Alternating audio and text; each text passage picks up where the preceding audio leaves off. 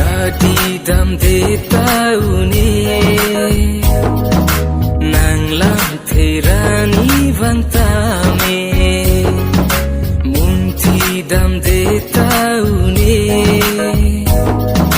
nang pen kaching hona lam the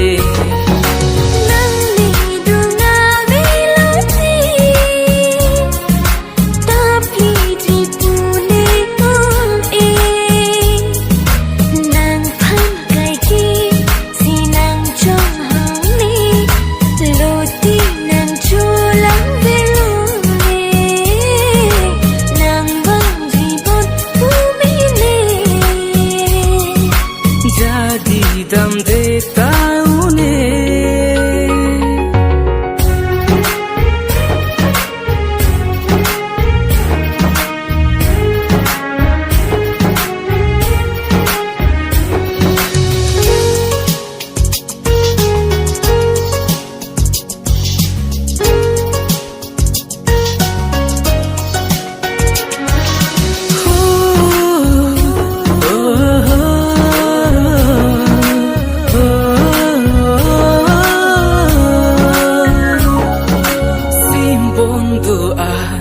pajir ne nang phan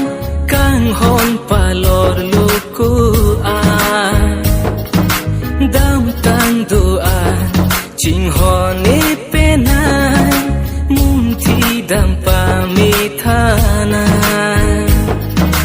nang pen ne le kang hon a hon tang lu ti che ka ko ne jang he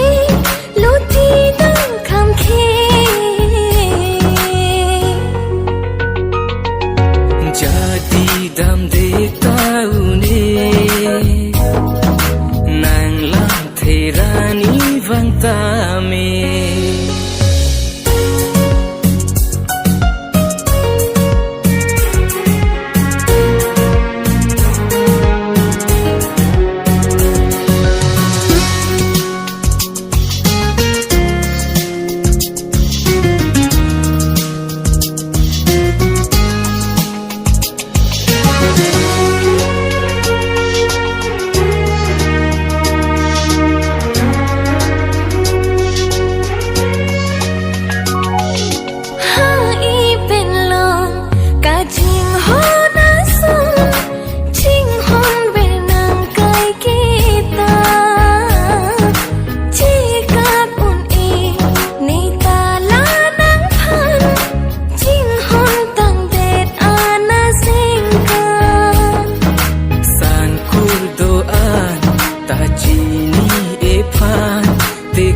son cekak unjila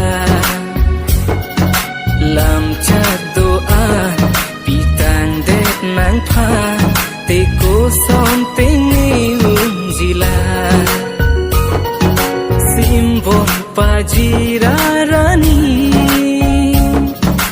nang pensi boche ari